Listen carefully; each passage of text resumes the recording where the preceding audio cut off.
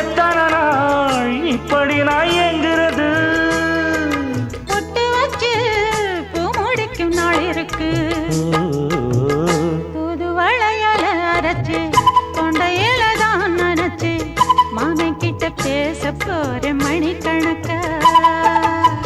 தூண்டாமணி விளக்கு தூண்டி விட்டு எரிய வச்சு உன் முகத்தை பார்க்க போற நாள் கணக்கா.